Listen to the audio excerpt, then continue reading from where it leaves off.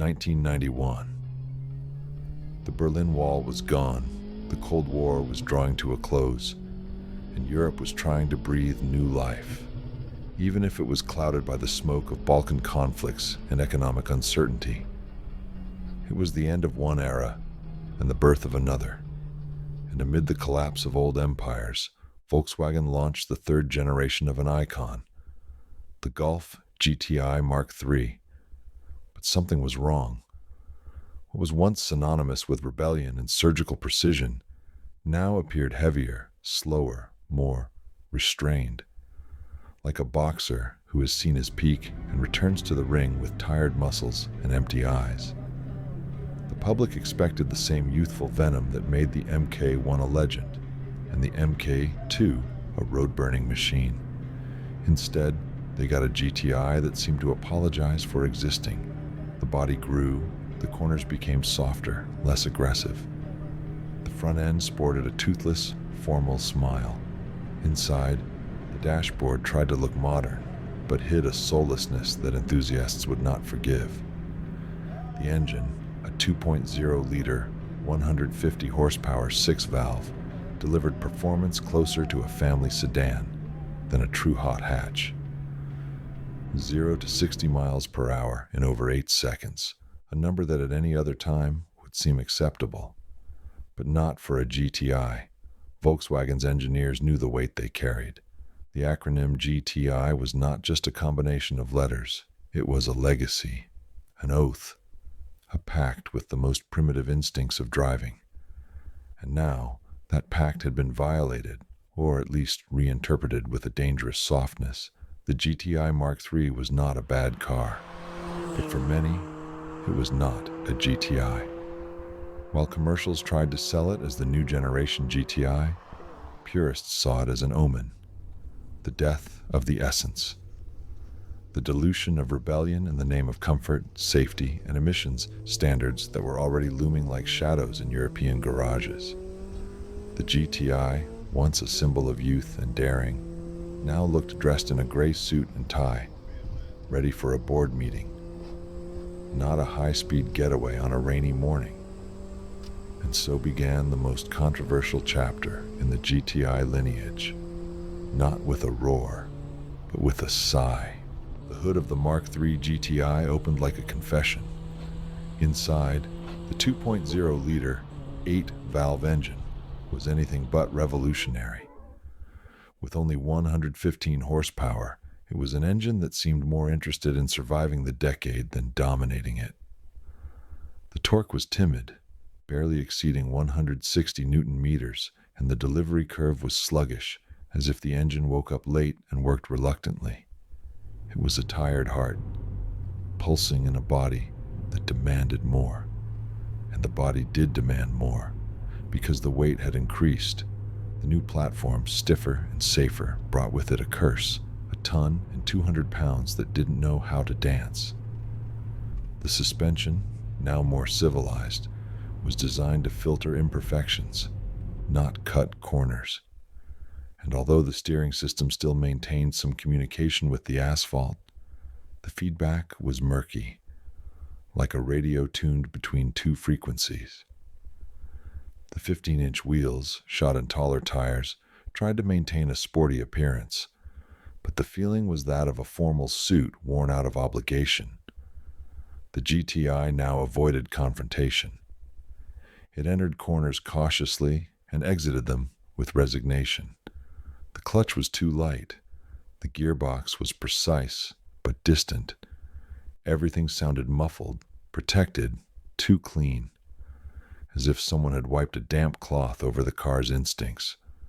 Acceleration from 0 to 60 miles per hour in over 8 seconds was just the symptom. The disease ran deeper.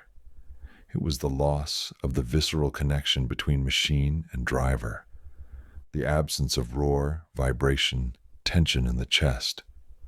Driving the GTI Mk3 was like holding the hand of someone who used to run beside you and now walks with his head down, as if he has given up the fight. It wasn't for lack of trying. In 1996, Volkswagen tried to correct the course with a 16-valve version, increasing the power to 150 horsepower. But the damage was already done. The name GTI had been diluted, transformed into a decorative acronym. The most powerful model still couldn't overshadow the legacy of previous generations. It was fast on paper, but not in spirit. The cruel truth was that the GTI Mk3 was stuck between two eras. It was a car that wanted to please enthusiasts, but also legislators. It wanted to thrill, but also protect. And in its effort to be everything, it ended up being almost nothing. The hot hatch par excellence had become a committee product, where every edge was smoothed, every risk minimized, every passion tamed. Meanwhile, the world outside was changing. The Peugeot 306 GTI 6 emerged as a serious threat. Renault was preparing the Clio Williams. Honda was fine-tuning its VTEC with surgical precision. And the Golf GTI, it watched, silent, rusting from the inside. In the 1990s, the roar of a hot hatch used to announce more than just speed. It was a manifesto, a call to those who saw the dark avenues of the city as a modern battlefield. The sound of the engine, the metallic click of the gear changes, the squeal of the tires. It was all part of a secret language shared between men and machines. But the Golf GTI Mk3 didn't roar, it whispered. On cold Milwaukee nights, in the damp early mornings of Seattle, on the dry roads of Texas, the GTI Mk3 went almost unnoticed. There was no hollow rumble, no exhaust backfires. The soundproofing, sold as an advance, was actually an identity suppressor. Inside, the silence was comfortable. Outside, it was a deafening absence. Car culture felt the blow. Specialized magazines tried to keep the narrative alive, publishing articles that spoke of maturity and refinement. But readers knew, they knew something had died there. Online forums, still in their infancy, echoed the frustration of purists. Pixelated photos of the Mk3 were accompanied by merciless comparisons with its predecessors. The verdict was always the same. The new GTI could be many things, but it was not a true GTI. Garage meetups, illegal drag races, empty parking lots on Sundays. In these places, the Mk3 was ignored. While Mk1 and Mk2 owners exchanged knowing glances, owners of the new model were met with awkward silence. It was as if they had shown up at a veterans' reunion, wearing a fake uniform. The advertising at the time tried to keep the flame alive. Commercials with electronic soundtracks, stylized urban images, slogans that spoke of performance and style. But it was all theater, lights and words. The car couldn't live up to the role it was given. Sure, it could drive. It could cross the country without stalling. But it didn't make the driver feel anything. And for a GTI, that was a capital offense. On the tracks, the name disappeared. No edition of the Mk3 entered the ring with the aggressiveness of previous models. No competition marked its history. No driver chose it. It did not enter the collective imagination as a rival. It was not the enemy to be defeated. It was the spectator, the supporting actor, the car that was there, but that no one really saw. The metallic sound of the gearbox, the controlled jolt of acceleration, the unstable roar at idle, all of this was smoothed out, calibrated, neutralized. In place of the roar, a bureaucratic silence. In place of adrenaline, predictability. And in place of legend, a car that merely fulfilled its functions. The Golf GTI Mk3 was the first in the line to be forgotten in its lifetime. There was a time when a Golf GTI in a shop window was enough to make hearts race. Just seeing the red letters on the front grille was enough to know this was something special. This was dangerous. But by the mid-1990s, that magic had evaporated. Instead of being the highlight at dealerships, the GTI Mk3 had become just another option among many. A sports package in a body that no longer provoked. Initial sales were still reasonable, sustained by the strength of the name. But quickly, the truth set in. Customers did not find what they expected in the Mk3. The emotional response was lukewarm. Acceleration from 0 to 60 miles per hour in over 8 seconds was surpassed by ordinary sedans. The 115 horsepower seemed even less on American roads, where V6 engines dominated and muscle cars were beginning to regain their momentum. In the United States, the GTI Mk3 was trying to carve out a space that no longer existed. American youth wanted torque, they wanted roar, they wanted rear-wheel drive. The GTI offered front-wheel drive and moderation. Enthusiasts migrated to Japanese cars. The tuned Civics C, the Indigrass GSR, the first turbo Eclipses. The GTI, with its overly civilized behavior, was not exciting. What should have been a getaway car seemed more like a polite ride. Volkswagen's marketing tried to turn the tide. Stylized ads, videos with alternative soundtracks, slogans that spoke of performance with responsibility. But none of these efforts rescued what the car really needed: soul. There was no daring on the streets. There was no pride in the eyes of the owners. The GTI Mk3 was bought for convenience, not for passion. In Europe, the decline was more subtle, but equally cruel. The Golf GTI was no longer the king of the back roads. The competition was more aggressive, lighter, more focused. The French roared, the Japanese screamed. The GTI just watched. The more powerful versions tried to mitigate the damage. The introduction of the 16-valve, 150-horsepower engine brought a spark, but the market had already shifted. And when the VR6 was launched, with its 6 cylinders and front-wheel drive, it was too late. That wasn't a GTI, it was something else. A new animal in the wrong cage. In the end, the GTI Mk3 didn't die in an accident. It died of neglect. A car that was born to lead and ended up being just another car. A distorted reflection of what it once was. Silence instead of thunder. And on the streets, in forums, at nighttime gatherings, the verdict spread like fog. This GTI wasn't the real thing. Heritage is a double-edged sword. It can be a shield, it can be a burden.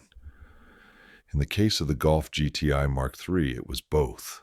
An invisible weight it carried on every turn, every hesitant start, every silence where there should have been a roar. Because the original GTI wasn't just a car. It was a manifesto in metal, a cut in time. And the Mk3, poor thing, was born in the middle of the hangover. The 1970s were turbulent. The world was reeling from oil crises and profound social changes. It was against this backdrop that the first Golf GTI exploded onto the scene. Light, sharp, uncompromising. It was the perfect anti-hero. And when the Mk2 arrived, more powerful, more technical, but still visceral, it didn't just carry the torch, it turned it into a spear. The problem was that the world had changed too much when the Mk3 was born. What was once tolerated, noise, instability, risk, was now regulated. The GTI Mk3 was designed in rooms lit by standards, not dark garages and improvised races. And this was reflected in everything: the driving, the sound, the image. It was as if the car was apologizing for wanting to go fast. But the public is unforgiving, because the Mk3 GTI wasn't just compared to its contemporaries. It was measured against ghosts, against the nervous click of the Mk2's gearbox, against the hungry rev of the Mark I's engine, against the visual impact of an era when a GTI made people turn their heads. And in this court of no appeal, the Mk3 was silently condemned. Volkswagen itself seemed to know it. Over the years, the marketing around the Mk3 withered away. The special versions were unimpressive. There were no track additions, no glorious comebacks. The car simply existed. And when, in 1999, the Mk4 arrived with more refined lines and a new promise of emotional redemption, the automotive world understood. The brand was discreetly burying its recent past. Today, looking at a GTI Mk3 is like visiting an unmarked grave. There's no anger, there is no nostalgia, just a silent acknowledgement that in that chapter something went wrong. It is not remembered with passion or fury. It is remembered with a rare kind of sadness, the kind that arises when someone had all the tools, but didn't know what to build with them. And so, the GTI Mk3 became the missing link in the lineage. The child that didn't live up to expectations, but, in a perverse way, helped redefine the value of the legacy. Because it was necessary to make mistakes. It was necessary to fall. For the GTI to be reborn with strength in the new millennium. The Golf GTI Mk3 was never a car that made it big.